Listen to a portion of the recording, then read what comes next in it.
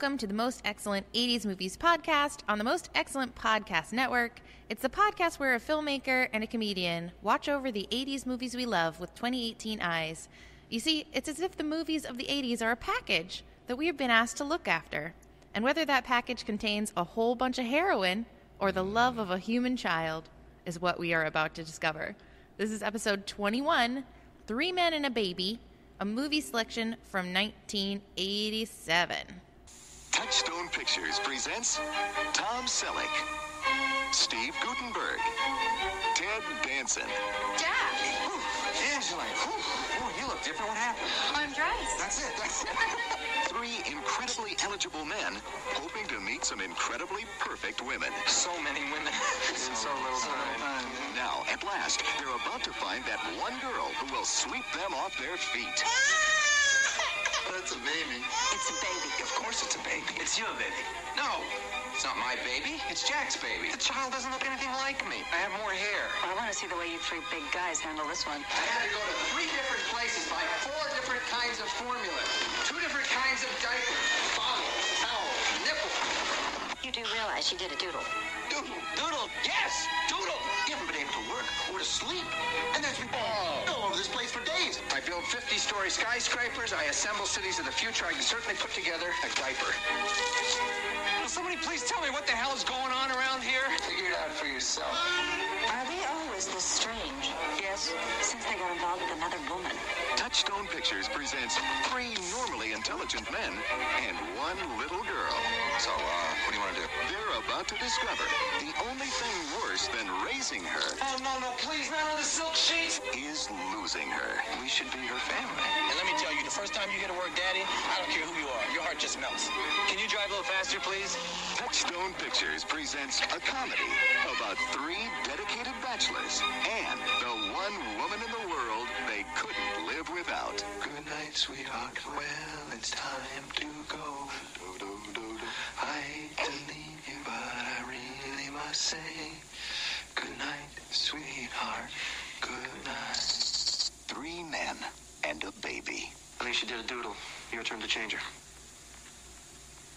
I'll give you $1,000 if you'll do it. Wow. 3 Men and a Baby. So this one's interesting. Yes. This is one that neither of us were chomping at the bit to do, but we wanted to do a Tom Selleck double feature. Yeah, the mustachio double feature. The double tash. And this was in the zeitgeist. Like it had appeared like in 2 other movies that we had reviewed, and it's like, well, we gotta get to this. Yep. And it's an interesting one because it was #1 at the box office. Oh, yeah. This movie Massive. crushed. Was a massive success, and I feel it's so interesting because I don't feel like anyone watches this one anymore. Like, it's not really sticky. It's not around anymore. And No. yet, everybody remembers it. And most people have seen it. Yeah. Probably because they were alive during this time Yeah. or just afterwards when it was still kind of popular. But I don't know. I feel like these social norm comedies just don't last as long. You know, it's like, I guess we'll see with it's like I'm thinking like what other kind of movies just don't seem sticky enough. Like Avatar, in my opinion. I mean, we're on the verge of like 4 Avatar sequels, so maybe I'm putting my foot in my mouth, but. Yeah, there's some movies that are just like massive for the time, and then like who the hell cares? Down the road.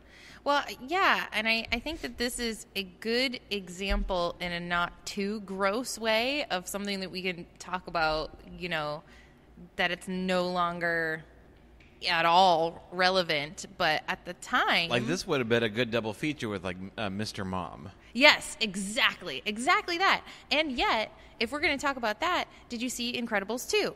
I did, yeah. So that's basically this story. As much as I want to say, like, oh, this story of men not knowing how to do women's work and men not knowing how to care for the home and the children, it's so outdated. Yet that is the story of Incredibles 2, is that he's like having a Mr. Mom moment. But if we're sounding a little echoey, we decided to do an impromptu live show and didn't tell anyone, and no one showed up. Hello, everyone. Yeah, we're basically in a big empty concrete room. We're in the new National Comedy Theater, which just recently opened and is still in the process of being completed. So that's what that is. Yeah. Sorry. We've completely skipped You know the what introduction we'll do? phase. We'll just put in some, like, it sounds like we're doing an auditorium show, and we'll just put in like a bunch of live reaction, a bunch of like Laugh track. I'm into it. So I remember watching this movie quite a bit as a kid. It was like, in our rotation of cute, sweet movies that we would all watch together. So to watch it for this podcast, like, I was like, kids, gather around. You're going to love this. It's so fun. We're going to laugh. And within the first 10 minutes, just that opening sequence. It's so 80s. It's so 80s, but it's so gross. Like, my daughter is 12, and she's like, Mom, is the whole point of this movie that these dudes just, like, have a lot of girlfriends? And I'm like, I guess I don't remember it that way. But this is definitely, of all the movies that we watched for this podcast, the one I most regret showing to the children. Which is amazing, because we've seen some interesting things. So we, like, pieced out after the initial beginning. She's just like, yeah, I'm not into this. Dismissed. I gotta go. Yeah, so this, the triple, the three pillars of Tom Selleck, Ted Danson, and Steve Guttenberg. Which one of these things is not like the other? Yeah. What the hell is Guttenberg doing there? Man, he's supposed to be the comic relief, but I just had this weird, like, passive-aggressive monster vibe from him, like, the whole time. Like, he was the one that I would least want to hang out with. Yeah. And they're all just womanizing bastards. Yeah. And that's who they are. And they love it, and everyone else loves it. And it's just so cool. Oh, those cads. Yes, that's basically it. They paint themselves onto their loft place that they live in, like the top floor of this very fancy. They're, like, all, I think, supposed to be successful, except Ted Danson, who's an actor who's not doing very well. Right, he's a struggling actor. Right, but the Tom Selleck is a hugely successful architect, and Guttenberg, we learn, has a successful cartoon. Yeah, it's interesting. So, like, this whole opening sequence is almost like a live-action version of what we had with Mannequin. Is like this super happy, upbeat. It's all sped up, so it's kind of almost very montagey and fun and, like, 80s living. And it's like, if you really want to get a sense of, like, I feel like it's like 18 months where, like, Mannequin and, like, 3 Men and a Baby and, like, and I don't know, you start to see what some of these things that are, like, topical. Yeah. Like these opening titles and, like, Lifestyles of the Rich and Famous. Exactly. And what's her name? Dr. Ruth talking about sex. Like, we've seen this a couple times now, and I think all these movies take place in, like, the same, like, 18 to, like, 24 months. It just, you see, like, what was, like, the low-hanging fruit of, like, comedy or cultural references. Yes. And this is a remake of a French movie. Right. So this 3 Men in a Cradle. Yes. Was a big French, only in, like, 2 years before this came out. So it was, like, super recent. Yeah, because it was a big hit. And I feel like, so I perused Roger Ebert's review of this. I think he nailed it to where, so in 3 Men and a Baby, there's this really grafted on, lame extra plot to pad out the thing about heroin and, like, an accidental, like, so Ted Danson has a scuzzy buddy who he doesn't know is actually using him as a mule to leave, like, a package of heroin, so some drug dealers can pick it up. But when they find what it is, they freak out and they lie to the cops and they lie to the bad guys, and then they realize, oh, well, let's try blah blah blah blah blah. But that's part of the hilarious joke, is that they know that a package is coming, right? And so they see the baby, hilarious, and they're like, "This is a package." It's and it does have a note that says that it's Jack's baby, and they're like, "Well, what do we do with this package? We got to keep it till Thursday. Yeah, and it's all part of the apparently. So that's all from the French film too. Ah, I see. So it wasn't like the Americans grafting. Oh, we've got to create stakes and because it smacks like that. It's like because you really have two totally different stories. You've got these guys coming to grips with these bachelors raising a baby and becoming moms. And then you've got this... How gross. Who would want to be that? I know, right? So I related to that. But then you've got like this totally like manufactured, seems totally like one of those Hollywood subplots of like, oh, we've got to give them something really, climactic to intercut with it. Yeah, danger and then they've got to like do like a sting, and then they're in on it with the police, and then it just seems like so. And then that ends like 40 minutes before the actual movie is over, and I thought maybe it should come back. There's really just and then honestly, like the thing with the baby kind of runs out of steam and needs more. But unfortunately, the more is this kind of weird subplot of the drugs. And it's they play it for a joke twice. The first joke is we don't know what to do with this baby, but we're men, so certainly we can figure this out. Yeah. And then that's the first joke, and the second joke is, oh, we've figured this out and we're on top of it. So whenever we are going to talk about our baby, it's like, well, she needs a bottle at 2:30 and she gets a little gassy. So like, let me explain to you my expertise of how to raise a baby. They go from 0 to 100. Yeah.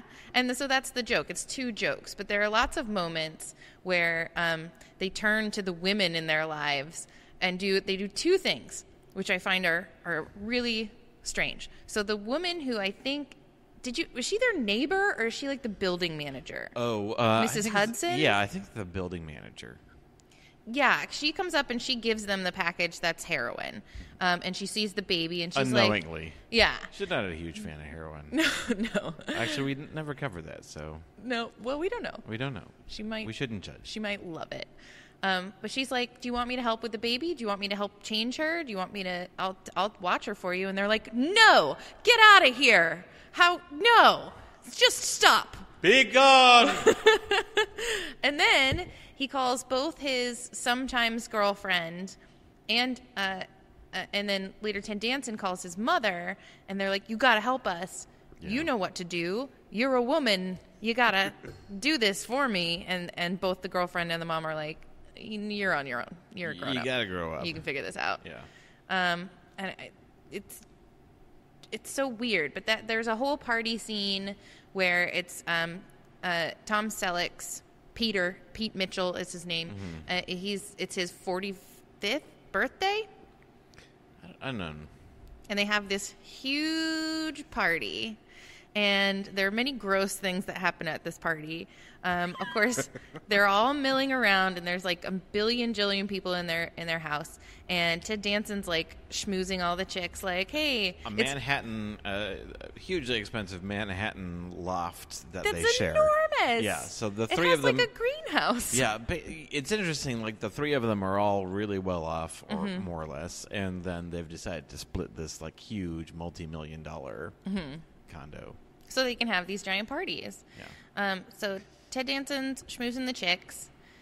Tom Selleck is like, when women ask him if he's still seeing his girlfriend, he's like, oh yeah, we're solid, going on 5 years. Or no, when men ask him that, he's like, yeah, hands off, she's mine. But when women are like, are you still seeing the woman? He's like, oh well, we keep it fluid. We're easy breezy. We see other people. So gross. And then Gutenberg is like taking women into his room and using a puppet of his like Chester the Cheeto, Johnny Cool Cheetah to be like, hey, tell me your problems. I'll friend zone me, please. I want to take advantage of you. Ugh. Yeah. So gross. I mean, I relate to the hard luck romantic, the one guy who can't get the girl. Yeah. But to me, it just seemed like he was the kind of guy who, it's like the nice guy who's actually a dick. Mm-hmm. And there was never any moment. I think it's just Steve Gutenberg subplot, Yeah.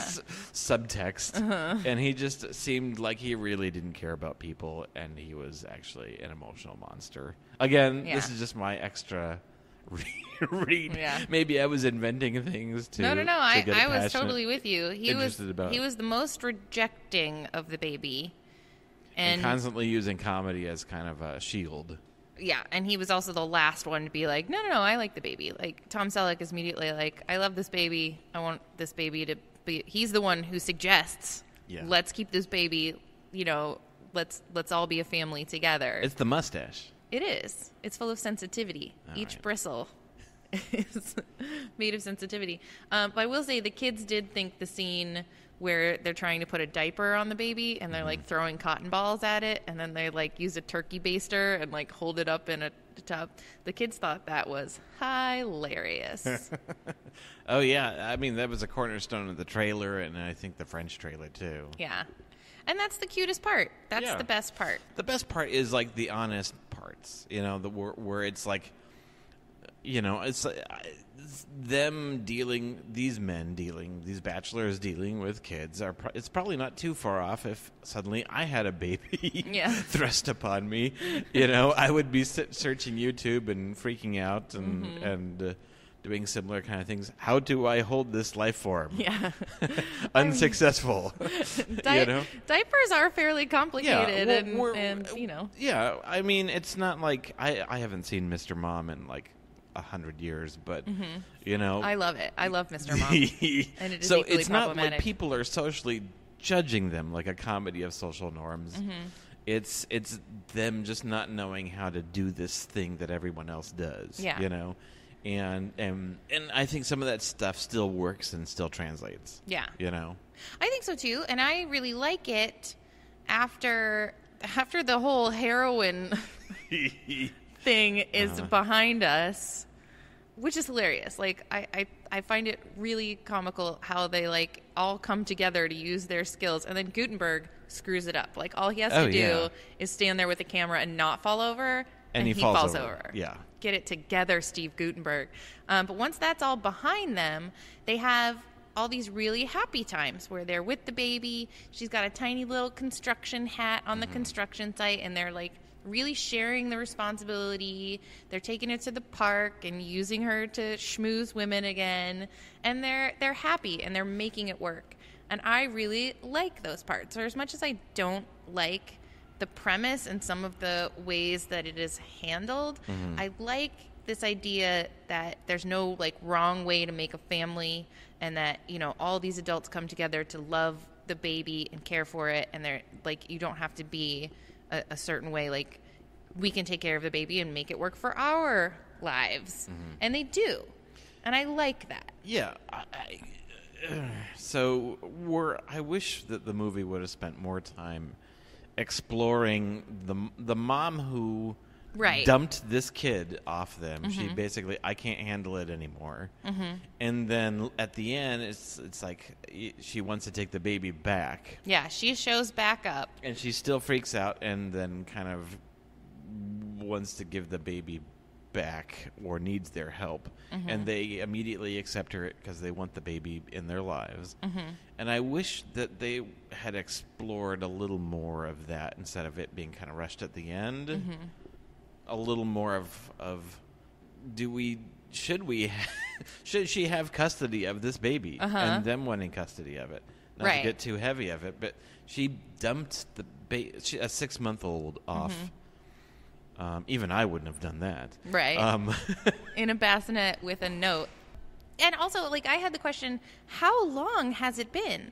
How long have they had possession of this baby before she comes back? Has it been a month? Has it been another 6 months? Right. This movie suffers from the problem that many 80s movies does, which is like, how long has it been? Because if she's been gone for like 2 weeks, okay. Yeah. But if she's been gone for like 4 months, that's a big deal. Yeah. Yeah. We should, definitely have some thoughts about maybe looking at it a little bit more like she left the baby. No one was even home. But there are two things that I think are really funny, which is that one, she drops the baby off in this bassinet, and that is like, they keep the baby in that bassinet the entire time, just forever. And the baby wears a little bonnet. Like if you drew a cartoon of a baby, it would be wearing this little bonnet, and it wears it the whole time. That's not real. Babies don't really wear little bonnets all the time. It's like just to make the baby look comically babyish. Right. So weird. It just, it is whatever it is. So we haven't even mentioned that this movie is directed by Leonard Nimoy. Oh my God, we have to talk about Leonard Nimoy. Leonard Nimoy directed this. Yes. This is insane. Yeah. And I do have some research to share, but I guess like he really clashed with the actors quite a bit. Like really, they had a hard time working with him. Why? I don't. They just there was quotes from Ted Danson and Tom Selleck sort of saying that they went into it sort of feeling like Nimoy would have some appreciation coming from being an actor and a TV actor, which Tom Selleck and Ted Danson were at the time. Right. Yeah, this was really kind of their breakout. Yeah, because they're doing Cheers and they're doing Magnum P.I. Right, and Steve Guttenberg was playing second fiddle to robots. Yeah, I don't know what he was doing.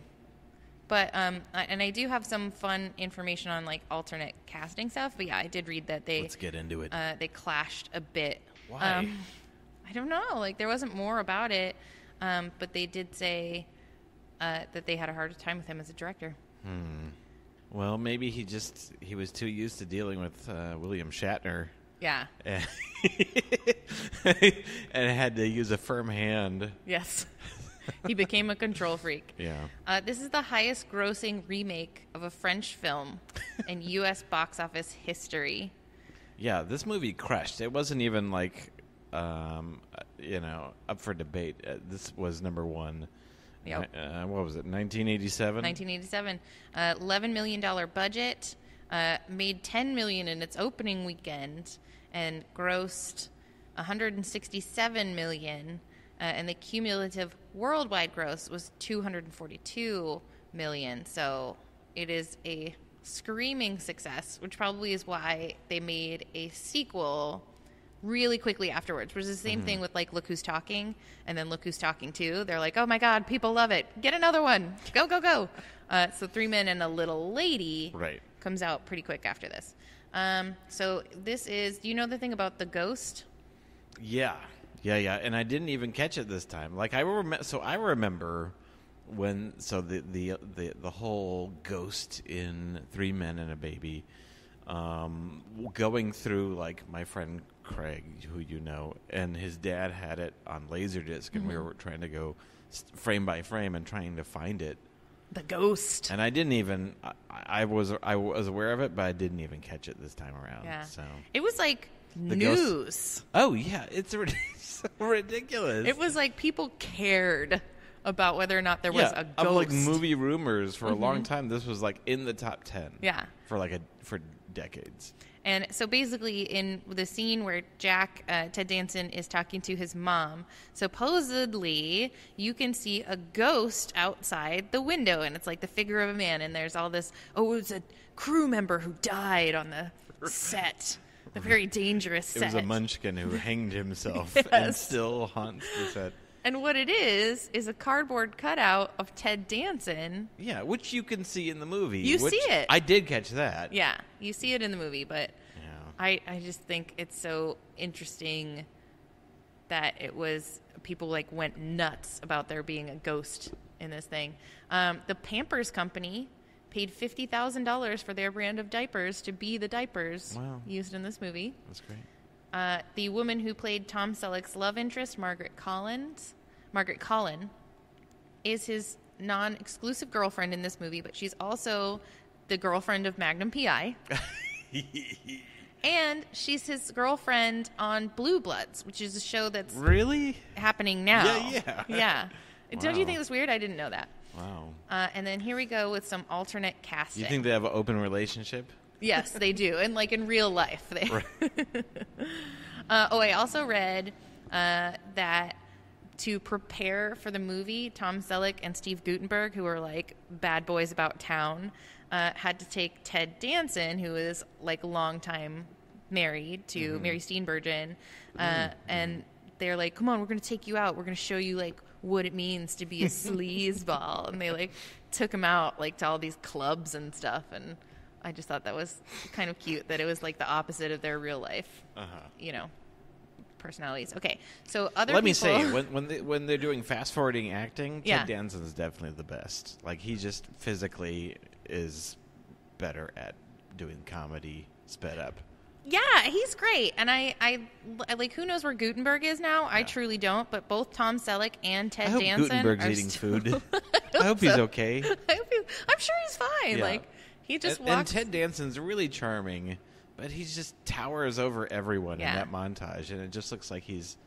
Yeah, it's Gigantic? gigantic. Like he's trying to swallow them up. Well, I think that both... And you know I like a silver fox, but I think, like, Tom Selleck and Ted Danson, like, both just... still look great and are awesome and kicking and doing their thing. I think Ted Danson's hair looks better now than it did in this movie. Like he got a better wig guy. Yeah. So these are other actors considered to play Peter Mitchell, which is the Tom Selleck part. Arnold Schwarzenegger, which changes this movie significantly. Jack Nicholson. What? Bill Murray, Steve Martin, and Chevy Chase. Wow. No. No. None of those work. No. Yeah, really, like, the three main stars were really kind of made from this movie. Like, Ted Danson, again, Cheers, and Tom Selleck, Magnum P.I. Like, they hadn't had any big movie hits at all. So this probably was pretty low on the radar of the studios. This was a sleeper hit. Yeah, for sure. And I think they were all, like, perfectly cast. Other people considered for the role of Jack, which was Ted Danson, or Michael J. Fox and Tony Danza. Tony Danza, maybe I could see. So they're digging into the TV actors They are. at this point. And then this... There were really, back then, there really was a huge divide between film actors and TV actors. People did not like for you to go from one to the other. Yeah. And then some of these I think are pretty good. The other actors considered for the Gutenberg role, Michael Kellum, were Tom Hanks, Michael Keaton, John Travolta, and Bruce Willis. I could have seen... Yeah, those, again, it's funny to think about it, but Tom Hanks and Bruce Willis were TV actors then. Yep. You know? That's true. And also John Travolta comes from TV. Yeah, well, he did... The Bruce Willis, I think, had done Die Hard by this time, hadn't he? When was Die Hard? 87? 87? Die Hard, I don't know. It's close. Michael Keaton had done a lot of movies, but... I could see Hanks. Yeah. I think Hanks would be cute in that role and maybe make it a little bit more... He would have been better than Steve Gut. Yeah. When was Splash? 84. 84? Okay, Yeah. so he had already started to break into movies Yeah. from Bosom Buddies. Yep. I was like really sort of like when they had the thing, and you know the package is drugs. Like if it's 1987 and someone says anything at all about a package, it's full of drugs. But I thought that it was cocaine. That's sort of being the drug du jour of the 80s in my mind. And like, so they're like having these little packets of cocaine, and I'm like, yeah, but really, how much cocaine is that? I was like, doesn't look like... That's like 2 weekends. Yeah. Didn't seem like enough cocaine to like really get upset about. We didn't talk about this scene. So the two drug dealers who come to their house and almost get away with the baby. Right. What's his name from CSI? Yeah. They almost get away with the baby because there's a hilarious misunderstanding. Oh, yeah. Because they're supposed to come pick up the package. And, of course, the two men with the baby think that it's the baby. And they're like, oh, don't forget her powdered milk. Right, the powdered milk. Wink. They're going to put the baby in the trunk when Tom Selleck's like, wait just a minute. They find all this cocaine. Or no, it's not cocaine. It's heroin. The dudes come back and trash their house and tie up their housekeeper lady, Mrs. Hudson. And when the men come back from to see what's happening. They're like, oh no, our house is destroyed. Their like beautiful bachelor pad that they were so proud of in their room full of video screens and VHS tape players. It's all torn up and his VHSs are destroyed. But they don't care about any of that. They just, where's Mary? Where's the baby? I gotta find her. She's okay. Including the fact that they leave the poor woman tied up. And then like after they find the baby and they're like, she's okay. Oh God, she's okay. Did you see what they did to my videotapes? Oh, God. And Miss Hudson has to go like, guys, I'd like to get untied now. But it seemed like a lot of trouble to go to for not a lot of drugs. Mm-hmm. But I don't know. I'm not big into selling drugs. No, me neither. I really have a poor grasp, but I guess if they say that's how it goes, then... Yeah. Really, why would you need them as a middleman step to leave these drugs with for a couple days, and then these other guys, people who aren't involved with it. So basically, that's bad drug dealing. Yeah, that's just bad drug dealing policy. Maybe these guys just aren't very good at their jobs. Yeah. So Ted Danson knows this commercial director who says, "Oh, I want to leave a package at your house," and is that cool while you're out of town? And yeah, okay. And so they leave this package, this wrapped package, and it's like the size of a deck of cards. Yeah. It's not. It's it's like the size of a wrapped Blu-ray. Okay, yeah, that's closer. It's a little bigger. But why would you use them as a middleman like this? Like people who don't know, creating loose ends. Yeah. And possibilities for hilarious. I just think they're not very good at their job. Yeah. They need to get better at drug dealing. It's not a plot hole. It's a character choice. It is. Because they get caught very easily. Yeah. Too. And they're sort of going down in these slow elevators side by side, and they're going down in their elevator, and they're like, we're going to get you. You wait. I'm going to get that home movie. As soon as this elevator gets to the bottom, we're angry. And yeah, it's hilarious. And I thought it was a cute little in-joke where they're trying to figure out what to do with the baby by looking at a Dr. Spock book. Oh, that is. I did not notice that. Good one. And I do love the moments that I remember. There are two moments that I remember from this movie that are like in my heart and my mind, which is the "Good Night, Sweetheart." Right, where they're all singing. Because that's just a beautiful, sweet moment. There's like at least two or three like defining musical moments that you suddenly come up as like, oh, this is what I remember. Yeah. Being a huge part of its success. Like, and it's interesting because you see this, that like 50s music and 50s become a big thing in the 80s. You've got that like 30-year gap. Yeah. You know, because I remember that like going nuts over like 50s stuff in the 80s. And it's Definitely. interesting. Yeah. Yeah, so they all sing. And people now, just as it's starting to hit like the 2020s, are kind of like looking back on the 90s again with warm eyes and remembering what it was like, you know, it just like kind of like we've had this obsession with the 80s. There's like that 30-year gap until you can kind of define an era and it becomes interesting and memorable, or people who weren't involved with it look at it and see it as a novelty. Yes, because there's a lot of 80s movies where this comes into Peggy Sue Got Married, Back to the Future, like we're interested Back in going to the Future back for to the big. 50s. Yeah, and I remember like 80s diners were popping up, like 50s diners were popping up all over in the 80s, and I think it has to do with that novelty of something that you didn't experience, because I mean we didn't experience the 50s. No, and I for one am pleased that we did not. Yeah. And then the second moment is when Tom Selleck is holding the baby and he's reading her a Sports Illustrated article about a boxing match. Oh yeah, And it's like blood spattered all over the ring as the champ drew back his fist, and they're like, "What are you reading her?" She's like, "It doesn't matter what I read. It only matters the tone I use." And that, for some reason, like stuck. Because that's true. Yeah, it is true, and I just thought it was very sweet. And it is. As an adult, I think that it is meaningful to me because it's sort of emblematic of the fact that like you don't have to change who you are in order to be a mom or a dad. You can still like be into the things that you're into, and include your baby. You know, you don't have to like. It's not you're not ending your life. Right. You're just it just feels that adapting. way. Oh my God. Okay, so what on a scale of one bag of heroin to 10 bags of heroin? No, that's no good. Right. One. No, that's fine. So there was plenty to like in this movie, but I'm going to give it a pretty low rating. I think I am too. I think calibrated off of how big of a hit, how big of a hit it was then. Mm-hmm. So I'm going to give it a 5 out of 10. Okay. Bags of heroin or okay. Packages of heroin.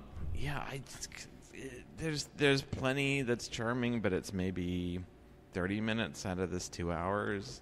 Yeah. And I feel like there's so much that I think it's also a product of why people aren't rewatching this all the time and talking about this all the time. Mm-hmm. I think it was very zeitgeisty in the moment. Mm-hmm. I think because of the novelty and charm of these actors kind of rising to the top and becoming beloved, and just the social norms of taking on like a fresh topic.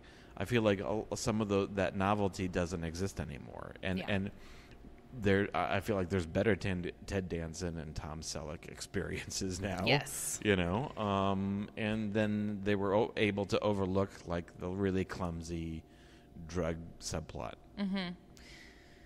Yeah, and I think you can't update this. You can't remake it because it just doesn't exist anymore. This idea that men can't care for a baby. Mm-hmm. I mean, maybe it's 3 millennials and a baby. It's interesting. It's kind of the reverse of it's the gender. It's a different kind of gender story than we're used to. Yeah, men can't take care of babies. You mm-hmm. know, it's kind of. Would you say the reverse of that is women can't kick ass? Possibly. Or women can't have jobs like 9 to 5. 9 to 5 for sure. Or you know. Like I might take it to a Western movie and say like women can't like have a ranch and be badass like cowboy women. Can't be in charge of a business. And something be successful. like that. Yeah, they can't be Ghostbusters, as we all know. Well, some women can. I think I'm going to score it slightly lower because I think all it had for me was those small moments of. I did love this as a child, and I have the nostalgia. There's definitely like 2 or 3 like really classic still stand up moments in the movie. But it's surrounded by a whole lot of problematic horse shit. And it didn't do it for me in the way that like even looking back at Mannequin, which is also problematic, I had fun watching it. Yeah. I didn't have the fun watching this. So I'm gonna give it a 4. Even though, and the 4 points that I'm giving it are how much I love Tom Selleck and Ted Danson and the funny moments that do exist. Yeah, I didn't have a great time watching. Yeah, this. it's light, it's charming. Mm-hmm. It doesn't I feel like there's 2 different stories that are being told here, and neither of them are 2 hours. Yeah. But I think our low rating is probably really based off of how huge of a hit this was back then and how it kind of doesn't carry that same weight anymore. Yeah, I agree. You know. That's why you're not seeing the midnight screenings of this or anything like that. Okay, what is your deep cut recommendation? So my deep cut recommendation is another movie that was huge and I feel like no one watches anymore. Okay. Which is Ruthless People with Danny DeVito. Oh, yeah. Yeah, see, it's like huge at the box office. Uh-huh. It might even been like the same year. Everyone was talking about it. You saw like images all over HBO. So if you're interested in kind of like being a filmography archaeologist and like going back, it's like what was huge then and what do we not care about at all? Like even more so. It was not as big of a hit, but it was definitely a sleeper for sure. Yeah. Made a ton of money. And I feel like it's just dropped off at the face of the earth is Ruthless People. Nice. Bette Midler, Danny DeVito, and Judge Reinhold. And is it a heist movie? Yeah. So basically, I've never seen it. Danny DeVito, So it's not Throw Mama from the Train. That's kind of in the same vein, though. Danny DeVito and his wife is Bette Midler, and he wants to get rid of her. He's planning to kill her, and then Judge Reinhold kidnaps her. And so now he's like, great, awesome. And so it's kind of like Judge Reinhold has this hostage that he's not really going to hurt or kill. He just wanted to get money out of Danny DeVito, and now he's stuck with her. Okay. So it's definitely funny, and I haven't seen it in 30 years, so it could be terrible. Right. It probably is. I love it. My deep cut recommendation is The Good Place, which is a TV show that's really, really brilliant. Ted Danson is one of the stars, and he is so remarkable in it. He's oh yeah, I was watching it last night actually. It's so good, and he is so good in it. The premise of it, if you haven't seen it, the first 2 seasons are on Netflix, and the 3rd season is streaming on Hulu, or I suppose if you have a television, it's on NBC, I think. Yeah. It's so good, and it's basically the story of 4 people who have died, and they're in the good place. And Ted Danson is sort of their shepherd, without any spoilers. But his comedic timing and just the conceit of the show, everything about it is so good. Watch The Good Place. Yep. It's amazing. And then also with The Good Place, Kristen Bell, she's from Arizona. I love her so much. And Arizona is constantly getting kicked on. Yep. But not as bad as Jacksonville, which is appropriate. Yes. I do like whenever people talk about Arizona and they can't pronounce Tempe. Yeah. Like they don't know how we say it. It's fine. It's fine. It's really, really good. So up next, we are keeping this mustache train rolling. Is that an appropriate thing to say? I don't know if that means something bad. Get on board. The mustache ride's about to begin.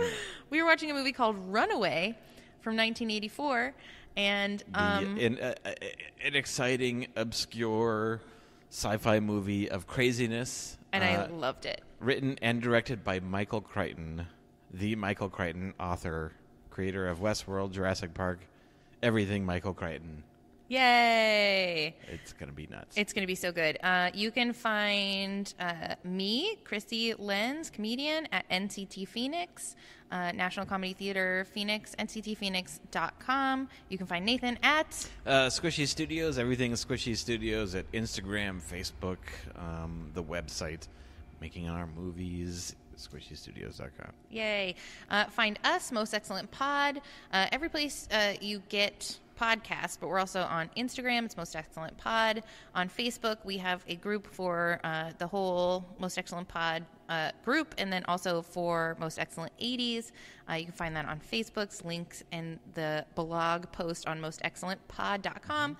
Like, rate, review, thumbs up, tell a friend. All that stuff definitely helps us to keep the show going and to get the show seen, and we appreciate it. Thanks again for listening. We appreciate you. Remember, when you're out there in the world, be excellent to each other and party on, dudes.